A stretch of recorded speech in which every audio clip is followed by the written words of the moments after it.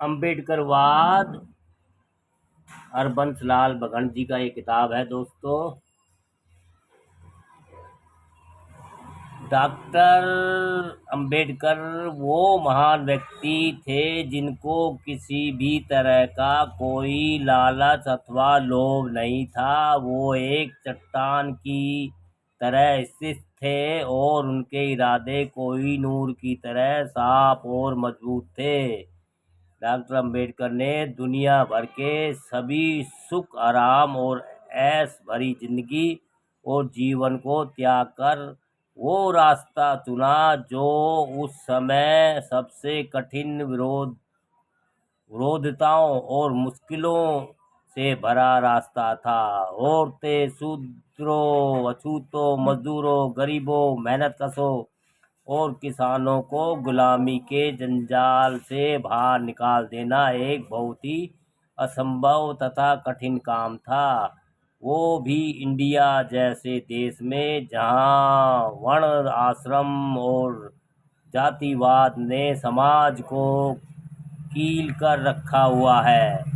Doctor Ambedkar को हैदराबाद के निजाम, अरब देशों के सुल्तान, पंजाब के सिख और महाराजा पटियाला, हिंदू, ईसाई तथा कोई धर्म और धनवान भी खरीद नहीं सका। डॉक्टर अंबेडकर चाहते तो वो किसी भी दूसरे देश में रहकर विश्व भर का सुख, आराम और धन दौलत इकट्ठा कर सकते थे। डॉक्टर अंबेडकर, भीमराव अंबेडकर ने भूख, प्यास, नंग, गरीबी, असमानता, छूतपन और ऊंच नीच को अपने सीने के ऊपर झेला हुआ था। पर कार्ल मार्क्स इन सब बुराइयों और विरोधताओं से सदा ही दूर रहा था।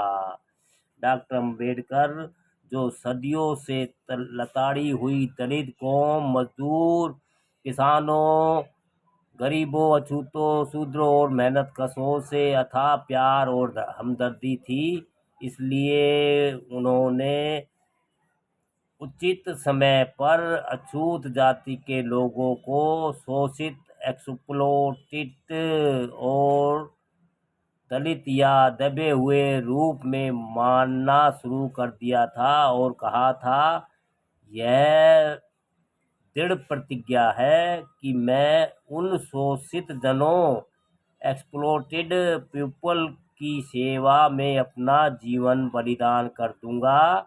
जिन लोगों के बीच में मेरा जन्म हुआ है, जिन लोगों के बीच रहकर मैं बड़ा हुआ हूँ और जिन लोगों में रह रहा हूँ, मैं अपने इस कर्तव्य को पूरा करने से एक इंच भी दूर नहीं जाऊंगा और न ही मैं उन लोगों की आलोचना की कोई परवाह करूंगा जो मेरे विरोधी या मेरे विरुद्ध बोलते हैं।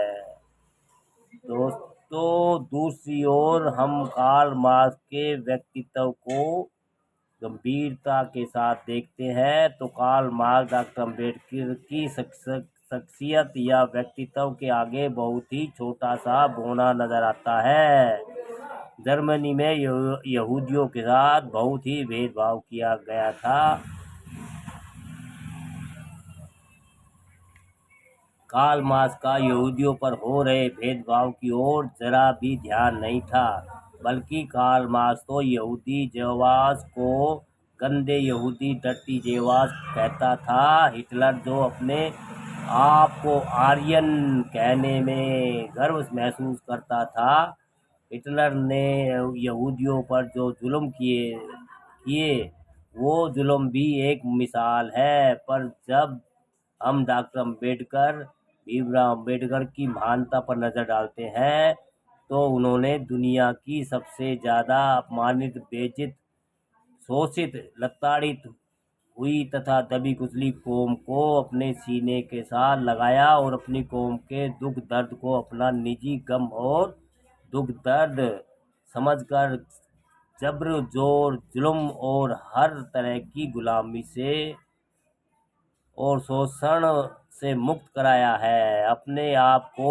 अछूतों का शूद्रों का साथी समझना और अपने जीवन को परवाह किए बिना अपनी कौम के लिए हर कुर्बानी करने के लिए तैयार रहना, यह भी डॉक्टर अम्बेडकर भीमराव अम्बेडकर साहब की महानता का ही एक रूप है। डॉक्टर अम्बेडकर ने अपनी प्रतिज्ञा को अपने जीवन काल में ही पूरा किया है। जिस कौम को छूने तक को भी पाप कहा जाता था, जिस कौम की परछाई से भी नफरत की जाती थी, जिस कौम को सभी प्रकार के मानव अधिकारों से भी वंचित किया हुआ था, जो कौम गुलामों से भी बदतर तथा घटिया मानी जाती थी, उन्होंने उस कौम को अपने गले लगाया। डॉक्टर अम्बेडकर ने अपनी फिलॉसफी तथा अपने दर्शन में धर्म को कोई मान्यता नहीं दी है। इसलिए उन्होंने कहा था कि मैं हिंदू समाज में पैदा हुआ हूँ, यह मेरे बस में नहीं था, परंतु हिंदू धर्म में रहने से इनकार करना मेरे बस की बात है। मैं आप लोगों को विश्वास दिलाता हूँ कि मैं हिंदू रहकर नहीं मरूंगा। दोस्तों, बाबा साहब की प्रतिज्ञा, बाबा साहब के विचार और इनकी प्रेरणा लेके आज हमारे देश में भारत के जो शूद्र, अछूत, दलित, पिछड़े, वो झंडा उठाए गए हैं और उनकी बातों का अनुसरण कर रहे हैं। दोस्तों,